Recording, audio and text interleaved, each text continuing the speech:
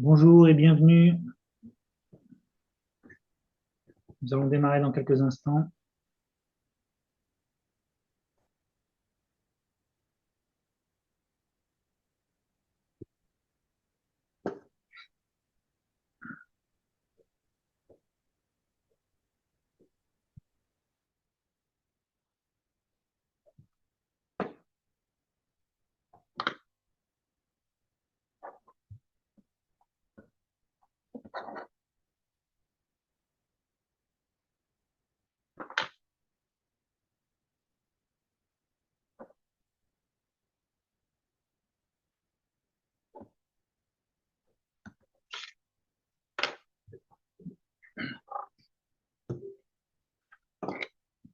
Bonjour et bienvenue.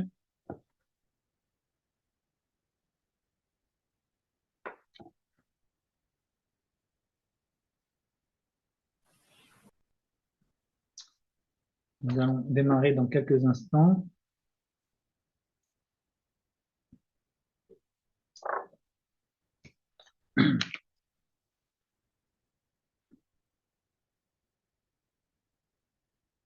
Ok.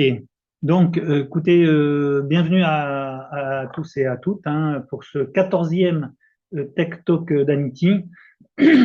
Ces Tech Talk, autrefois appelés Focus Technique, visent à présenter des résultats qui sont produits dans le cadre d'Anity et qui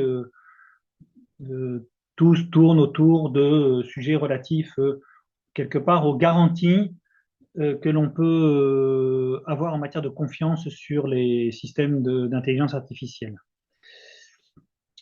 Donc, nous allons voir cette fois-ci de la génération de code prédictible par les équipes de Claire. Vous pourrez poser les questions que vous souhaitez via l'onglet de Q&A et n'hésitez pas à les poser, on les posera tout à la fin. Il y a un temps qui est réservé pour ça.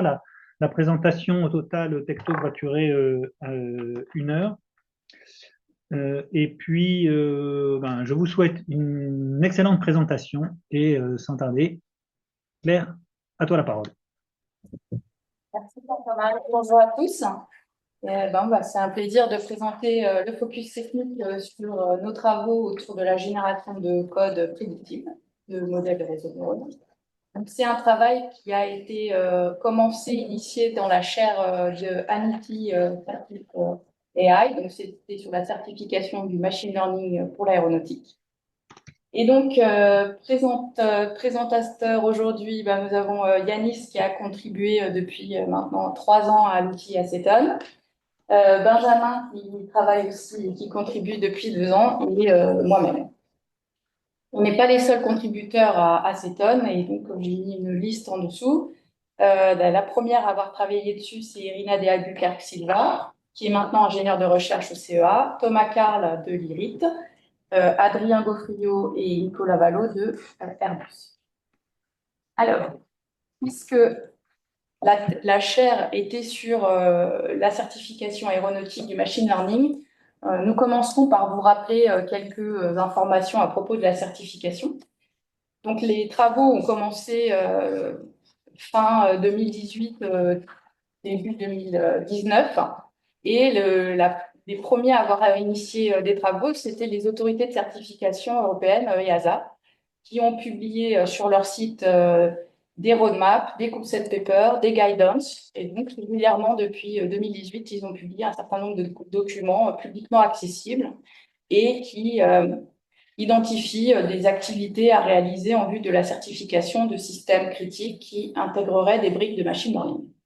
En parallèle, il y a un groupe de certification qui s'est constitué en 2019, à la fois européen avec l'Eurocae et outre-Atlantique avec la SAE, dont plusieurs membres de la chaire font partie, qui s'intéressent à préparer des standards pour la certification de machine learning et qui devrait donner lieu très bientôt à un standard qui s'appellera l'ED 324 côté Europe et ARP 6983 côté SAE. Dans tous les cas, ce qui est visé, ce n'est pas le machine learning en général, et c'est restreint à des modèles entraînés hors ligne et également supervisés. Donc, dans ce Tech Talk, la partie supervisée ne nous intéresse pas vraiment, mais par contre, l'entraînement en ligne est très critique. Enfin, c'est important de le prendre en compte. Donc, si vous lisez un peu ces documents, vous verrez qu'il y a plusieurs activités, plusieurs standards. Mais en général, pour l'aéronautique, ce qui est toujours important, c'est le processus de développement qui doit suivre un certain nombre de règles et être bien mené. Et dans le cas de briques, enfin de systèmes intégrant des briques ML, nous avons un processus dit en forme de W que j'ai représenté très schématiquement dans le slide. Donc, dit W, ça veut dire 2V. Donc, le premier V, c'est vraiment le design, la conception du système qui intègre un ou plusieurs modèles ML. Et ce système doit répondre à une fonction attendue. Donc, ça intègre d'un point de vue ML la constitution d'un dataset, le choix d'un modèle de réseau de neurones, son apprentissage avec un outil, sa vérification, validation jusqu'à obtenir un modèle et un système dans son entièreté qui convient à la fonction. Le deuxième V, lui, est vraiment sur l'implantation. Alors, à la jonction des deux V, il faut que la phase de conception passe en entrée de l'implantation une spécification qui devrait être implantée. Cette spécification, si on se concentre uniquement sur le modèle de machine learning, ça revient à fournir une description non ambiguë qui pourra être implantée et qui s'appelle dans ces documents le MLMD pour ML Model Description. À partir de cette description, on va appliquer les méthodes habituelles d'implantation de l'aéronautique. Et si on pense à un logiciel, on va devoir s'intéresser à la DO 178. Donc, il faut suivre ces règles. Et en plus, le deuxième V attend que l'implantation préserve la sémantique de ce qui a été fait en conception, c'est-à-dire qu'on va reproduire ce qu'on a observé à la fin de l'entraînement, donc en particulier dans le framework d'entraînement. Donc, c'est dans ce cadre qu'avec Adrien Gaufriot, qui faisait partie de la chaire, on a défini un sujet de thèse pendant un ITI qui était autour justement de l'implantation certifiable et efficace de réseaux de neurones pour des systèmes critiques, temps réel et aéronautiques. Et donc, c'est Irina de Albuquerque Silva qui a fait une thèse dans Anity entre 2021 et 2024 et qui a proposé cette approche qui permet de répondre à notre problématique. Donc, le choix qui avait été fait à ce moment-là, c'était de revenir à des méthodes ou des process que l'on maîtrisait et des cibles embarquées qui sont connues pour être embarquables. Donc, on a fait le choix d'aller vers des cœurs, des CPU classiques et non pas des GPU, ce qui voulait dire qu'on prenait des modèles de réseau de neurones plus restreints. Et on allait vers de la génération de code C parce que générer du code C, puis après l'embarquer, c'est quelque chose qui est totalement maîtrisé en aéronautique. Donc, le premier travail qu'elle a dû faire pendant sa thèse, c'est de partir de cette description du modèle de machine learning.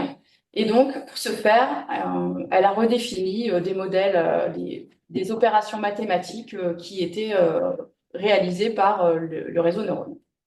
À partir de cette description mathématique, le code généré doit préserver la sémantique. Donc, l'idée est que le code implante ces opérations mathématiques et que pour vérifier la préservation, on va comparer ce qui est calculé par des ensembles de tests sur la cible versus ce qui était fait à l'entraînement. Et on veut que les comportements soient similaires, c'est-à-dire que les erreurs relatives soient très faibles. Ce qui est intéressant aussi en certification, c'est d'avoir de la traçabilité. C'est que si on a une certaine opération mathématique, quand on regarde le C, ça doit correspondre à la même opération, on doit retrouver le graphe. On veut de la prédictabilité, ça veut dire qu'on est capable d'estimer le pire temps d'exécution sur la cible. Et ici, on a utilisé un outil qui est développé à Toulouse depuis de nombreuses années, qui s'appelle Ottawa, qui est un outil d'analyse statique de code développé à l'IRIT UPS. Alors là, ce n'est plus de la certification, mais néanmoins, c'est un problème industriel. Il faut quand même que le code soit relativement efficace, sinon il ne pourra pas être embarqué. Le tout donc a donné naissance à Acetone, dont on vous parle aujourd'hui, pour Avionics C Code Generator for Neural Network. Maintenant, parlons d'Acetone. Donc Acetone, vous pouvez le trouver en open source sur le GitHub Onera, je vous ai mis le lien. C'est un package Python. Donc vous allez voir, il y a un premier tutoriel très simple pour vous montrer qu'il faut juste faire un pip install. Ça, Yanis va vous le montrer. L'organisation du code est assez naturel et simple. Il y a tout ce qui va correspondre au code, à la source. Donc, dans ce dépôt, vous allez trouver des importeurs parce on va vouloir importer des descriptions de réseaux de neurones textuels. La partie vraiment génération de code. Ce qui s'appelle graph, c'est la représentation interne d'un réseau de neurones dans acétone. Versionning, c'est parce qu'on va avoir plusieurs variantes de code pour certains types de couches pour aller vers plus d'optimisation. Et une partie debug pour pouvoir débugger un peu le code générique. Il y a aussi tout un dossier de test avec des exemples de modèles de réseaux de neurones et des outils pour faire des tests de comportement et d'évaluation de préservation de la sémantique.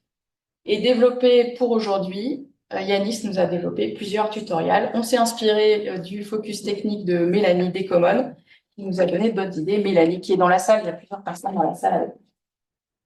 Alors, le premier tutoriel, c'est pas le tutoriel 1, c'est le tutoriel 0. C'est vraiment la partie installation. Donc, je vous montre très rapidement le Git Onera, donc Acetone. Vous voyez qu'on retrouve l'organisation que je vous ai donnée, hein, SRC, test, tutoriel. Et ensuite, si vous cliquez sur les tutoriels, vous allez les trouver. Et comme ce qu'avait fait Mélanie, on vous a mis des launch binders, nous. Ça a été sur Colab, hein, si mes souvenirs sont bons. Donc, je passe la main à Yanis pour le premier. Là où il est.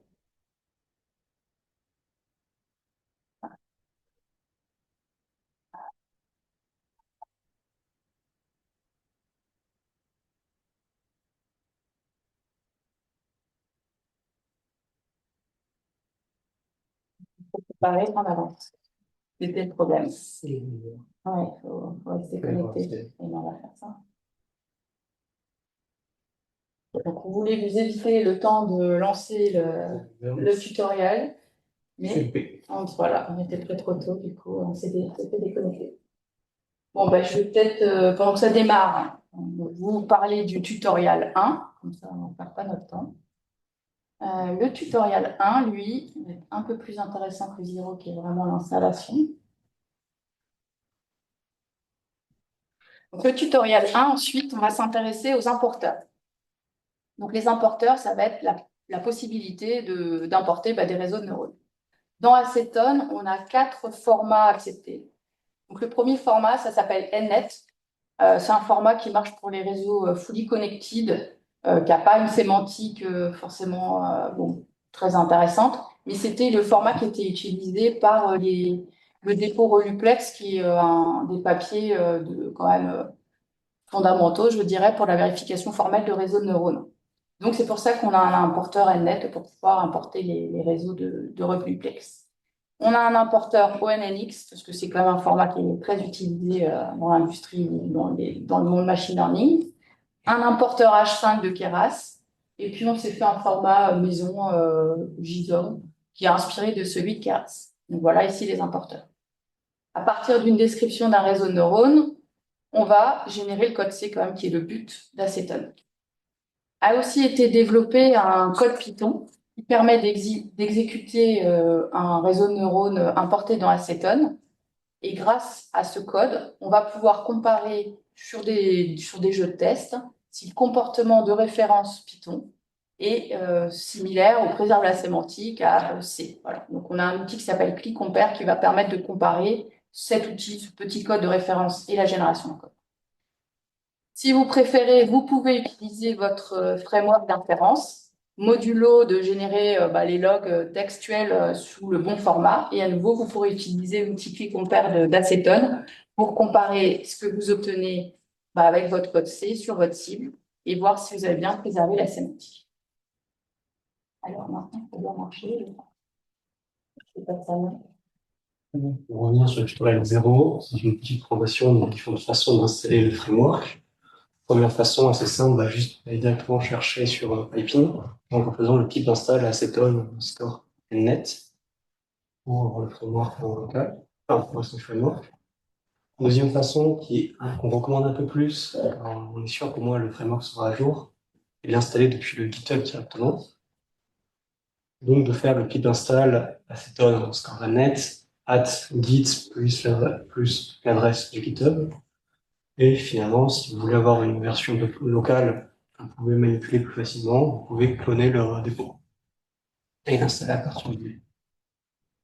Bon, comme clairement le montrer, on l'a dit, pour le premier tutoriel, on va s'intéresser sur la narration de la sémantique de différents importants.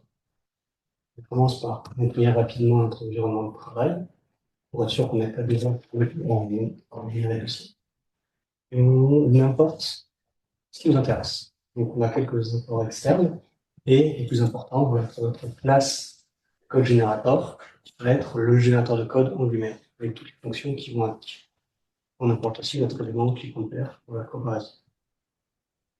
Donc, dans ce tutoriel, on va s'intéresser sur un fully connected. On a 6 danses séparées par des relus. Avec comme entrée un vecteur de taille 5, une sortie un vecteur de taille 5 aussi, et toutes les valeurs étant en stop 32. Première étape pour utiliser le framework va être d'instancier notre élément code generator. Pour ça, on va lui donner plusieurs paramètres. Le plus important étant modèle path, donc le chemin vers le modèle qui nous intéresse. Ici, on va prendre un modèle NNet, donc un fully connected classique. Un fully connected le classique que je vous ai juste avant. On va lui générer une entrée aléatoire pour avoir un petit test lors de ce tutoriel. Donc là, on spécifie le nombre de tests, enfin le nombre d'entrées qu'on va lui donner. Ici. Et avec le nom de la fonction qu'on souhaite générer. Pour ça, on instancie notre. Alors ça va. Merci. On commence. Ça marche. Donc, on va générer notre élément code générateur qu'on va instancier et on va l'utiliser pour générer le code C en utilisant la fonction generateIze avec en paramètre le chemin vers le dossier qui va contenir vos éléments générés. Donc, quand on regarde dans le dossier, on retrouve bien différents fichiers, et le plus important étant notre fichier inférence.c, qui contient la fonction d'inférence en elle-même, avec au début une petite couche d'entrée pour aller récupérer les valeurs, enfin les inputs. Après, on retrouve nos silences, avec à chaque fois notre relu en fonction d'activation. Et à la fin, une fonction output pour aller mettre nos sorties dans une sortie externe. Donc là, on a bien la traçabilité entre le modèle de départ et le code générique. Ensuite, on a le fichier global var. Il va contenir tous les poids et les biais du modèle. On a le fichier en exact. On a le fichier main.c qui va être donc juste l'appel à la fonction inférence et l'évaluation. On a notre fichier test dataset qui va contenir toutes les entrées qu'on lui a données. Et finalement, le fichier makefile pour la compilation. On revient sur un tutoriel. On va ensuite utiliser un deuxième importeur en Linux, avec cette fois un modèle un peu différent, vu que dans Linux, on n'a pas encore de couche dense implémentée. À la place, on a juste une couche mat nulle suivie d'une add.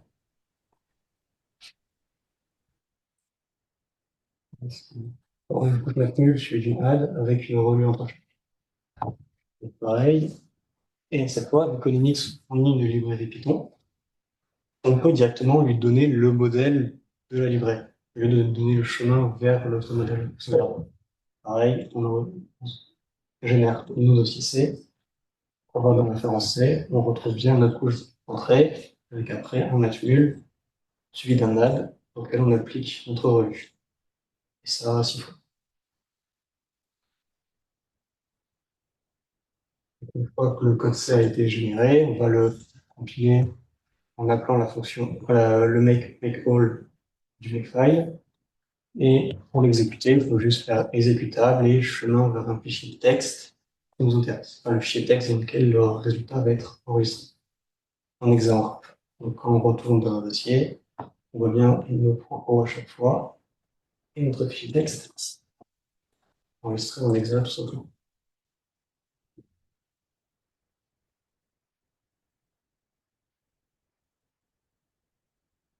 Et on peut faire la même chose dans notre version Linux. on a donc notre résultat compilé au code sec.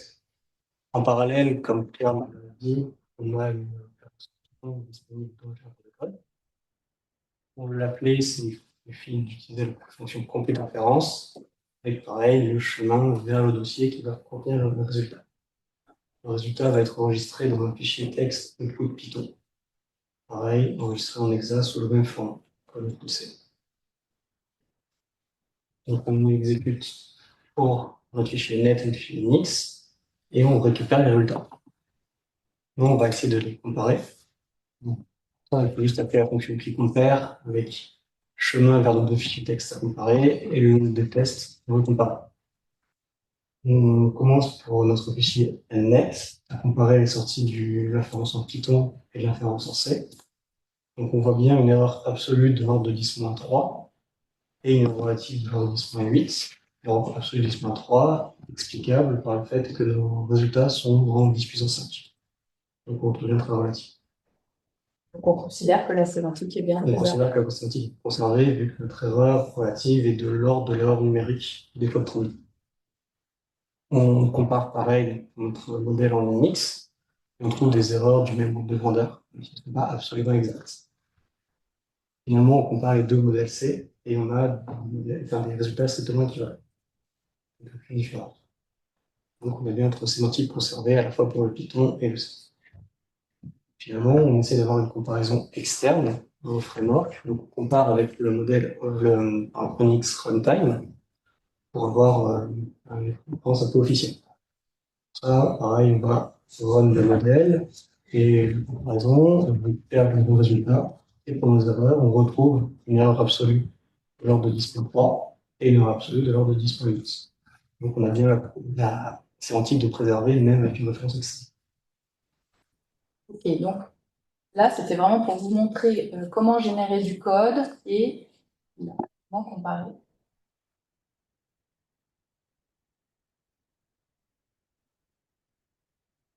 Et comment comparer les résultats avec notre outil qui compare. Bon, là, on avait pris un test unique random.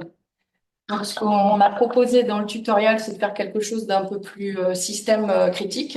Et on a repris l'étude de cas qui était dans le papier Voluplex, dont je vous ai parlé tout à l'heure.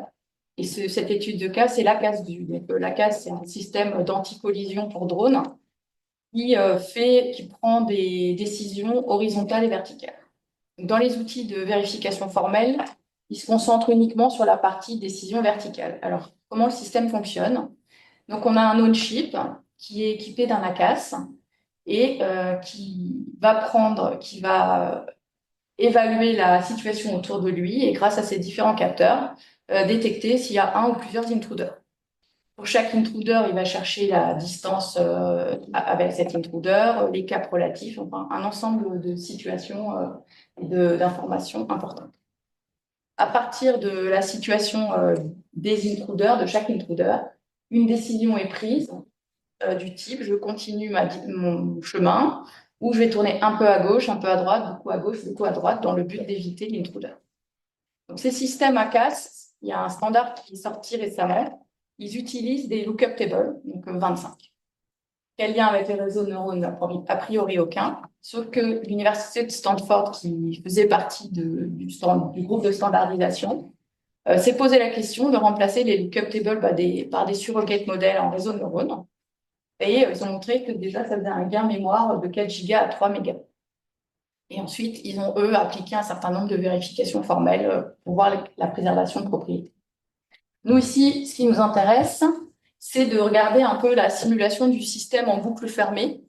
Et on a repris un outil, petit simulateur Python qui avait été développé par un autre doctorant qui fait partie de la chaire, Arthur Clavière, qui était un doctorant en TESSI à Collins, et qui a développé un simulateur qui prend en entrée la description des réseaux NNet de la CAS, qui a un code Python pour interpréter CNNet, et ici qui a codé la boucle fermée entre l'intruder, parce que pour l'instant c'est un des simulateurs avec un seul intruder, un seul on-chip. Ici on calcule la position de l'intruder relative à l'on-chip. On choisit le réseau de neurones qui doit s'appliquer. On trouve la décision. et on donne une unité de pas et on avance dans la trajectoire, et ainsi de suite. Donc, le générateur suppose que l'intruder n'est pas coopératif et suit une ligne droite, donc il entre dans un point et suit une ligne droite, ou il suit une ligne droite, mais il est équipé de la casse, donc il est coopératif. Donc, originalement, tout était en Python. Donc, ce qu'a fait Yanis, c'est qu'il a étendu ce simulateur pour non plus appeler les réseaux NNet et les interpréter en Python, mais appeler le code généré C et son exécution. Ici, on génère le code C, et à chaque pas de temps, on appelle l'exécution en C.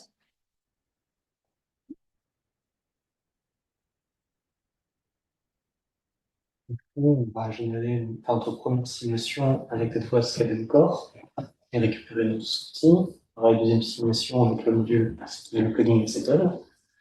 Et on va aller prendre les deux trajectoires pour les comparer facilement.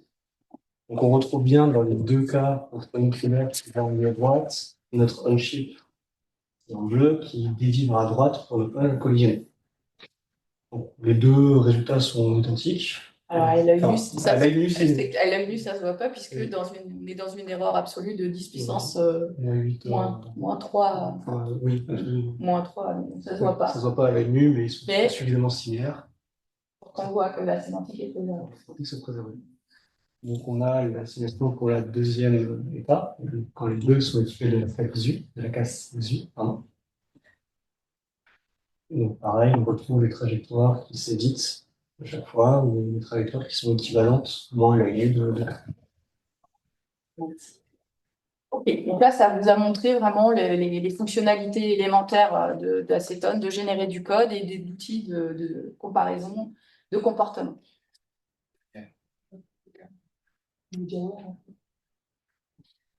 Alors, le deuxième tutoriel, maintenant, on va s'intéresser non plus à la préservation de la sémantique, enfin si, on s'y intéresse toujours, mais ce n'est pas le cœur du notebook, du tutoriel. Ici, on va regarder à optimiser un peu le code. Donc, Irina, ce qu'elle avait vu quand elle avait porté ses codes C sur cible, c'est que, bon, elle avait des performances acceptables, mais celles sur les convolutions pouvaient être améliorées.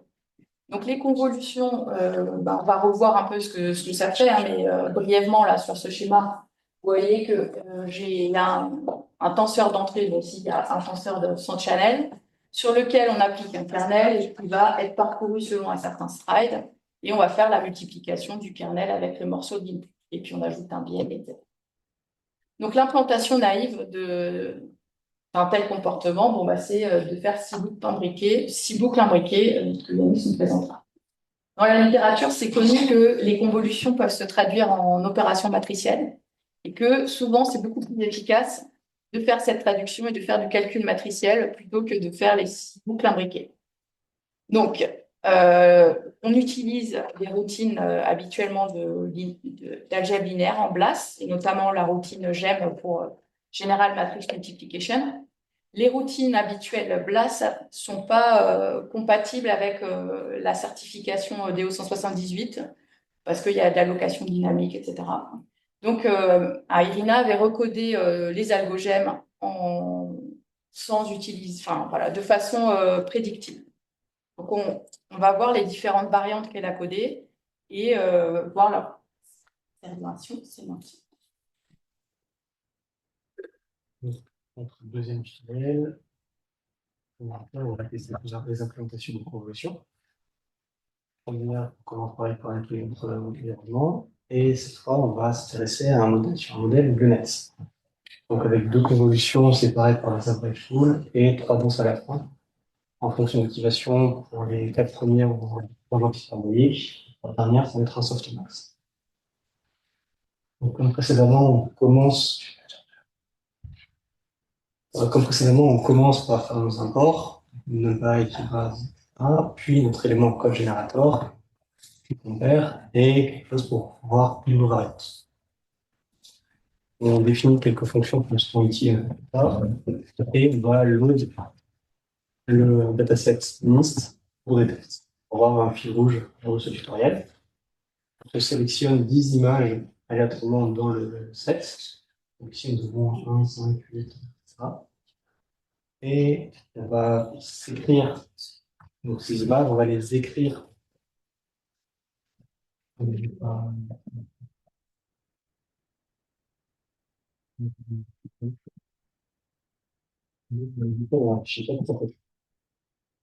modèle, on va charger le modèle de base et l'entraîner sur notre dataset. On profite du fait que le modèle soit entraîné pour créditer Mélanie Ducoff par tout le code lié à la manipulation du dataset MNIST dans ce notebook, inspiré du code qu'elle a fait pour son. Demander des droits d'auteur. Il y en a. Pour son focus technique sur des communs du 4 avril. La crédité en haut du notebook. Et en notebook avec un lien vers le replay et le lien vers l'URL, précisément où le code.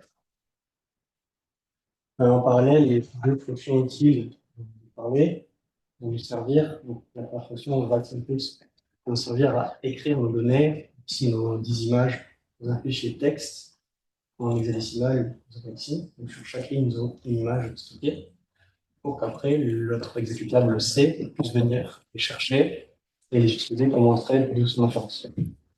Et la deuxième fonction, extract C, va venir aller lire le fichier de sortie de notre référence en code C et les rentrer dans un arrêt Python pour qu'on puisse après les traiter sur le.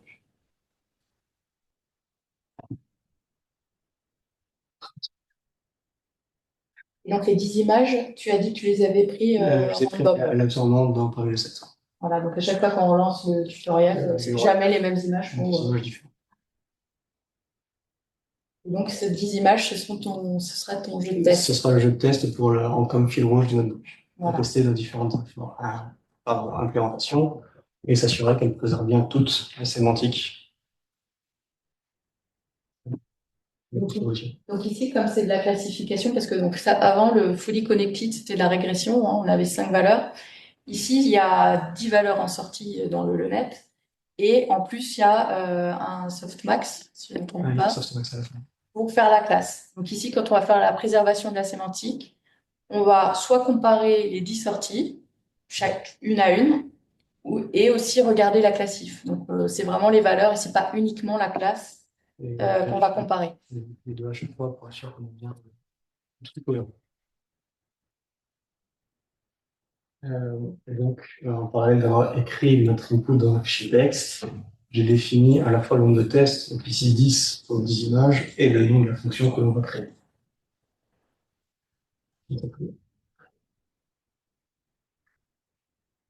Après, on évalue notre problème rapidement pour vérifier que c'est bon, et on a bien une précision de l'ordre 98. Et pour s'assurer encore une fois, on va faire l'inférence sur nos input tests. Et on récupère les labels donnés. On a 1, 5, 8, par exemple, ici. On se bien aux images. Donc, une fois que notre modèle est prêt, on va regarder un peu les implémentations sur Acetone. Pour chaque couche, on a une implémentation par défaut. Et en plus, pour la convolution, on a donc 3 grandes implémentations. L'implémentation Six-Loop, qui est une implémentation naïve que Claire vous a rapidement décrit. L'implémentation indirecte GEM et l'implémentation standard GEM, que je préciserai un peu plus tard. Pour commencer, l'implémentation Six-Loop, qui est l'implémentation classique avec 6 loops imbriqués, 3 loops qui vont parcourir la sortie, chaque élément de la sortie, et 3 loops qui vont venir faire le calcul. On va dans notre code C sur la première convolution. On retrouve bien nos 3 premiers loops pour parcourir la sortie et nos 3 autres loops pour le calcul de la convolution. Ensuite, pour la GEM, on va avoir une première étape de processing qui va venir dans le code C faire un into call ou un into row sur notre entrée, on va transformer en matrice, et après on va avoir une deuxième étape qui va venir faire la multiplication matricielle entre notre nouvelle entrée et notre entrée.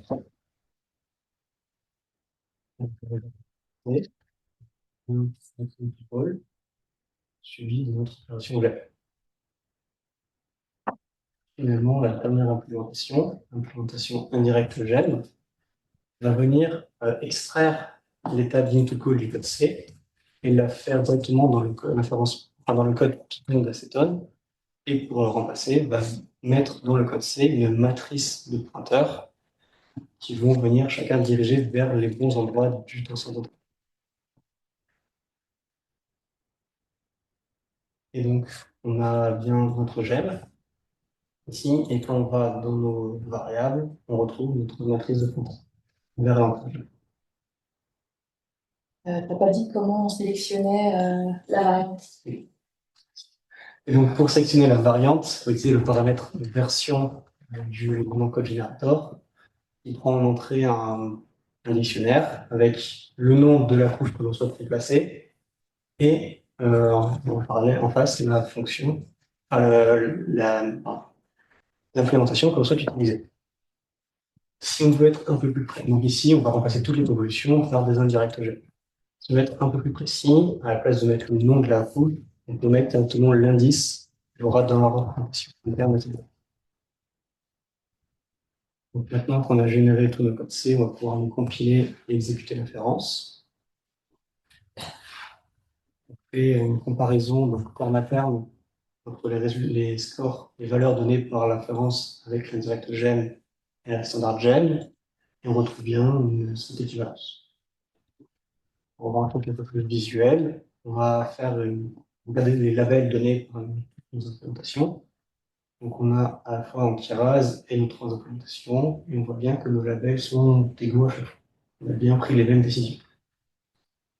Et finalement, nous avons un petit résumé global de tout ce qu'on a pu voir dans ce book, avec une comparaison terme à terme entre nos différentes implémentations. Donc ici, la six loop et la standard de gem, l'indirect gem et la standard de gem encore une fois. Comme elles sont égaux, on va comparer avec Keras. On retrouve une erreur de l'ordre de 10-7 en absolu, 10-6 en relatif, qui est acceptable, plus acceptable. Et ensuite, on a un autre set d'images pris aléatoirement avec un titre et labels donnés par l'implémentation anti-rase, six loop, standard gem et indirect gem.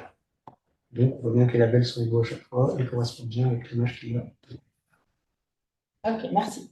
Donc, bon, là, ici, ces différentes versions, on voit que d'un point de vue sémantique, elles sont tout à fait égales. Hein, mathématiquement, elles font exactement le même calcul. Et c'est ce qu'on a montré dans ce tutoriel. Les versions, elles sont pas là pour... elles doivent être identiques, mais leur but, c'était quand même d'accélérer le temps. Mais ici, dans ce notebook, on l'a pas fait parce qu'on n'a pas utilisé de cible. Mais si vous regardez un peu les travaux qu'avait publié Irina, vous verrez que la standard gem et l'indirect améliorent vraiment les calculs. Et que l'indirect aussi, puisqu'on ne fait pas le calcul de pré-processing into, mais au détriment de stocker des choses. Bon. Mais enfin, l'indirect reste la meilleure. OK. Alors, tutoriel 3 et 4, c'est un peu plus avancé. Donc, le tutoriel 3, c'est utiliser le mode debug. Donc, ici, tout ce qu'on a fait pour la préservation de la sémantique, c'est prendre des jeux de test et comparer les sorties du réseau de neurones dans son entièreté entre Python, Keras ou PyTorch et le C. Le mode debug, ça va permettre d'insérer automatiquement à chaque couche une sortie. Et on va pouvoir regarder toutes les valeurs couche à couche et étudier la préservation de la sémantique à chaque couche. Et dans le tutoriel 4, on va faire une utilisation avancée d'acétone en ajoutant une nouvelle variante de convolution. Donc, on va mettre un nouveau code pour la convolution et on va utiliser le mode debug pour regarder si cette nouvelle convolution, ce nouveau code préserve ou non la sémantique. Donc, pour le tutoriel 4, on va cette fois se concentrer, on va cette fois se concentrer sur un squeeze-net, donc des convolutions avec une l'application des revues, des max pool et des convex. Et un global pour... Tu l'as pas mis en entier, je crois, parce qu'il est trop Non, gros. il est trop gros pour être mis sur le book. Mais le squeeze-net qu'on utilise est présent sur le GitHub et vous pouvez visualiser en utilisant l'outil Netra. Pareil, on va faire nos imports avec l'élément code générateur qui est le nom de base et le package debug contient les outils utiles pour les modèles. Donc on va se définir nos paramètres, le chemin vers notre modèle, une entrée prise aléatoirement, le nom de la fonction et le nom du test ici. Donc pour générer le code d'une instancier entrée dans le debug, à ceci près qu'il faut en plus set le paramètre debug mode sur le type de fichier qu'on veut debug, du coup, soit Linux, soit Keras. On génère ensuite le code C et on génère notre référence en Python avec une petite nuance. La sortie de la fonction compute-inférence ne sera pas juste un arrêt, ce sera un tuple avec une liste d'arrêts qui va contenir les sorties de chaque couche du modèle et une liste de tags qui vont juste faire correspondre les sorties de couches au nom et à l'indice des couches dans le modèle. Donc c'est de telle façon que l'output Python I correspond au tag donné par target Python. On compute ensuite, on réalise notre référence en C avec une petite nuance. Encore une fois, on a un fichier qui a été généré en plus, en plus de notre output C, le fichier debug file, qui sur les lignes impaires contient donc nos tags pour identifier les couches et quelques paramètres de représentation mémoire. Ici, on n'a pas vraiment besoin, du coup, ils sont 7 sur 0. Et sur les lignes paires, le résultat de l'inférence de ces couches. On va utiliser la fonction extract-input-c pour aller récupérer et lire le fichier debug file. Et on va réarranger nos sorties pour être sûr qu'on correspond bien avec le modèle initial. Dans Aceton, on a un petit tri pour être sûr qu'on respecte bien leur topologie. Finalement, on va se générer une référence en utilisant le modèle ONX Runtime, qui va être ce sur quoi on va se baser pour comparer nos différents éléments. On peut peut-être montrer le réseau étendu avec les sorties. Hein. Donc en réseau étendu, qui est le modèle donné par la fonction debug Linux, on va bien retrouver des sorties à la suite de chaque couche, sauf lorsqu'il y a une couche d'activation juste après, car dans cet homme, on va aller fusionner avec la couche 2. Donc on ne peut pas vraiment récupérer cette sortie-là, on va se contenter de cette. On va se faire quelques tolérances et comparer nos modules. Donc on va comparer ici le résultat de notre référence en Python avec celui donné par Linux. Et bien, on a la comparaison de couche à couche, avec un résumé si besoin, et le résumé total à la fin. Pareil, cette fois, on va comparer avec le résultat en C, et on va comparer le Python avec le C, et on est bien de nos C de tolérance à chaque fois, il n'y a pas d'erreur. Pour l'instant, tout va bien. Donc, on va aller un peu plus loin en essayant d'implémenter une nouvelle version pour la convolution. On va continuer à utiliser notre SCOOP-Z, avec notre première étape, le nettoyage de notre environnement de travail, et deuxième étape, nos imports. On retrouve l'élément code générateur et debug, et deux éléments en plus, un layer factories et la classe conv2d, on va faire pour aider la création d'une nouvelle couche. Donc on reste sur notre SCOOP-Z. Pour rappel, dans la convolution, on a trois grandes implémentations, la six loop, l'indirect gem et la standard gem, qu'on a vu lors du tutoriel 2. Pour créer une nouvelle implémentation, il faut commencer par créer une nouvelle couche qui va hériter de la couche d'intérêt. Donc ici, la convolution. On va créer la classe 2D avec sa fonction init qui va juste appeler l'init de la convolution 2D.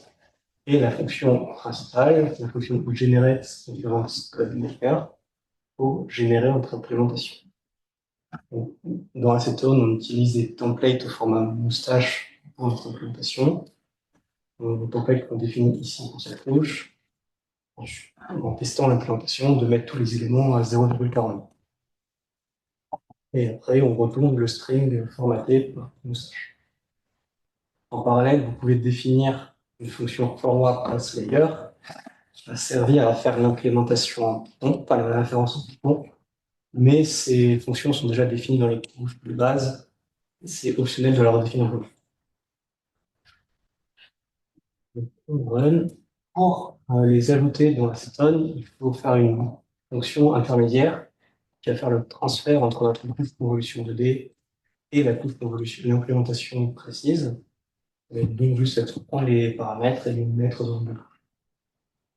Et finalement, on enregistre notre implémentation dans le gestionnaire de l'implémentation de la convolution de Factory. Et quand on lit les versions disponibles, on retrouve bien notre version ici. Finalement, on va créer notre modèle et générer le code C, si on veut bien. On va dans l'inférence, on retrouve bien en convolution notre propre version. On a fait notre version, on est content. Maintenant, on va savoir si notre version est cohérente, présente bien la sémantique. Sans doute un peu, mais on va quand même tester. Donc, on commence par se faire, comme vu dans le tutoriel précédent, une référence avec Linux Runtime. On génère notre nouveau code C en spécifiant que seule la convolution du 10.29 aura notre implémentation. Pour un peu l'isoler et être sûr que c'est bon. Voir si vraiment elle marche. Donc, on génère le code C, on run. On récupère notre sortie et on les compare. Et donc, on regarde les couches venant d'aller jusqu'à la 29. On a une erreur de 100%. Du coup, on regarde, l'erreur semble se propager jusqu'à la fin du modèle et donner en sortie totale une grosse erreur aussi. Qui était un peu corrigé d'ailleurs sur la route. Qui a été un peu corrigé sur la route. Coup de chance. Personne ne sait comment, mais il l'a fait. Et donc, on a bien pu isoler que notre implémentation n'est pas forcément est fausse. Merci. Et on sait Merci, Javis. Ok, dernier point rapide, et on a fini. Nous sommes en train d'intégrer, Benjamin, Acetone dans Edge. Alors, Edge, qu'est-ce que c'est? C'est un outil développé par le CEA, donc Edge pour Embedded AI Deep Learning Platform. Donc, c'est un compilateur aussi développé par le CEA qui va soit vers du hardware, du FPGA, mais aussi vers la génération de code. Et eux, ils ont comme back-end OpenMP, OpenCL, CUDA, QDNN et TensorRT. Ils n'avaient pas de back-end C. Et comme on travaille avec eux dans un projet qui s'appelle Deep Green, eh ben leur a proposé, ils ont trouvé que c'était une bonne idée, de faire un back-end supplémentaire dans Edge, qui serait le back-end C. Donc, ce qu'est en train de faire Benjamin, c'est de comprendre la représentation intermédiaire d'Edge et de la connecter avec celle de Acetone. Ici, il faut faire cette connexion. Et une fois qu'on se retrouve dans le monde Acetone, on profite de tout ce qu'on a fait jusqu'ici. Donc, ça fait qu'il y a un back-end C pour Edge d'une part, donc en plus c'est prédictible. Et pour nous, on va profiter de tout ce que eux développent, parce qu'en plus ils sont nombreux à développer, beaucoup plus que nous côté Acetone. Donc, on aurait leurs importeurs, de la quantisation, des outils de compression, donc c'est très intéressant. Et voilà, on a fini pour cette présentation du focus technique et on est prêt pour les questions. Merci beaucoup. Et au passage, c'est très intéressant, dernier élément que tu présentais, qui montre d'ailleurs la convergence des différentes forces de programmes en France qui travaillent tous d'une certaine façon ensemble sur les systèmes d'IA embarqués de confiance. Et c'est une excellente nouvelle. Alors, quelques questions. Déjà, une première question d'Anne-Sophie qui demande si les trois versions différentes de génération de code, elles mènent bien au résultat, elles mènent au même résultat. Il s'agit bien juste de différentes manières de coder. On est bien d'accord, c'était une bonne compréhension. Voilà. Merci pour la question, Anne-Sophie. Donc, une question de Hamza sur la version ONNX, des conditions de compatibilité à prendre en compte avec un export vers PyTorch, par exemple, typiquement un offset version spécifique à prévoir. Alors ça, c'est une bonne question. Ça, les importeurs, l'import ONNX, c'est toujours compliqué. Dans Acetone, on s'est basé sur la documentation des dernières versions disponibles des différents éléments de Linux pour associer. Donc, c'est l'offset 22. De toute façon, l'import, tu utilises quand même les importeurs ONNX officiels. ONNX officiels, et après, je transfère dans Acetone. Voilà, l'import, en général, va bien se passer, puisque bon, on utilise l'importeur ONNX. C'est après, quand on va transvaser vers notre représentation intermédiaire, il faut en effet que chaque opérateur soit supporté. Donc, ce serait 21-22, on va dire. Ouais, dans ces eaux-là, Dans on va les ces eaux-là. garder. Après, il y a des couches même dans l'OP 21-22 qui marchent pas. Par exemple, on n'a pas fait de LSTM, c'est pas quelque chose pour l'instant, qu'on accepte, mais ça devrait pas tarder puisque Nicolas Valo, il travaille dessus, donc on mettra à jour. Merci. Y a-t-il des limitations, question de Kevin, y a-t-il des limitations sur la structure des réseaux de neurones implémentables avec acétone? La Euh, structure. pour l'instant, il faut une seule entrée, une seule sortie. Après, en structure interne, il faut pas qu'il y ait faut que ce soit du feed-forward. Il faut qu'on n'ait pas de boucle dedans. Et à part ça, si les couches sont supportées, ça devrait bien se passer. Et attends, pourquoi faut une seule sortie vu qu'après en mode debug on en rajoute? C'est Euh, si compliqué que ça d'avoir plusieurs sorties. non, c'est juste que le modèle d'inférence, enfin le code C tel qu'il est défini, va juste aller récupérer la sortie de la dernière couche. D'accord. Comparse. Ok. Donc, ça, voilà, on pourrait C'est étendre ça. c'est étendable assez facilement. Ok, donc Kevin qui est toujours curieux, donc une autre question. Peut-on définir une implantation qui fusionne deux couches successives? Et ce sur quoi je suis en train de travailler en ce moment. Donc, repérer les différents modèles, enfin, des successions de certaines couches intéressantes, ou comme on a vu dans le front tutoriel, mix, pas la danse. Et à la place, ils mettent une nul et une add. Dans Acetone, ce serait de faire l'implémentation qui va automatiquement remplacer ça par une couche dense si les conditions sont satisfaites. C'est d'essayer de faire de la réécriture de graphes pour compresser des modèles équivalents, comme d'habitude avec nos histoires de sémantique. Donc on Donc, pour des raisons de traçabilité, ce ne serait pas juste je génère une implémentation qui capture plusieurs couches. Ce serait d'abord, j'ai une transformation de mon modèle que je peux tracer et ensuite je génère le code pour cette nouvelle couche. D'accord, donc on comprend que Benjamin a demandé à Kevin de lui poser la question pour pouvoir dire qu'il travaille dessus, c'est ça? Une autre question de Henri. Avez-vous pu tester des gros modèles comme un YOLO V6 ou plus gros comme un BERT ou des choses comme ça? Pour l'instant, on a testé des petits YOLO. Les gros modèles, on a des problèmes de compilation sur nos machines. Mais tu avais fait un YOLO V5 Tiny, Small? V2 Tiny. V2 Tiny, ouais. Du coup, j'avais fait un plus petit YOLO. Les gros modèles, en théorie, tant que les pouces supportés, il n'y aurait pas de problème, juste pas la puissance. En fait, ouais, le problème, c'est nos global var. On Ouais. stocke en hexa. Donc, pour aller vers du gros modèle, il faudrait pas qu'on les mette comme ça, il faudrait qu'on fasse du binaire. Mais ça, il faudrait qu'on le fasse, ouais. C'est une bonne question. Ok, donc peut-être dans une version Futur. prochaine d'Acetone++, on aura la réponse à la question. Merci en tout cas pour la question. La dernière question, c'est savoir si les tutoriels sont disponibles online. Donc la réponse, c'est absolument oui. Parfait.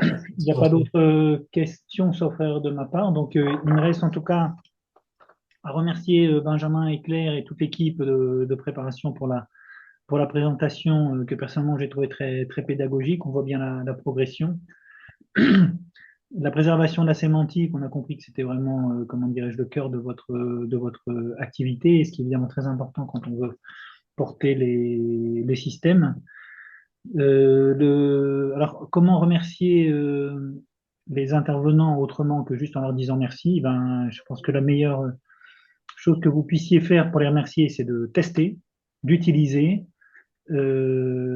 et si vous avez des retours, ben, de les faire porter à l'équipe, hein. Je pense qu'ils seront très, très contents d'avoir des retours. Donc surtout, n'hésitez pas à faire des feedbacks et si vous avez des usages sur le sujet, ou même des questions sur les usages, on est vraiment très intéressé aussi pour ça, hein, parce qu'il n'y a qu'une seule chose qui nous intéresse, c'est qu'en fait ce qu'on développe, ça soit utile et utilisé. Les replays seront disponibles. Nous aurons d'autres Tech Talks à venir qui ne sont pas encore planifiés, mais regardez bien vos mails ou sur LinkedIn. Ça arrivera bientôt. Et je voudrais aussi remercier Nathalie en back-office pour l'organisation. Donc, comme je vois qu'il n'y a pas d'autres questions, nous allons vous libérer et en remerciant encore une fois les intervenants. Et je vous souhaite une excellente après-midi et puis un très bon week-end. Au revoir. Merci à tous. Au revoir.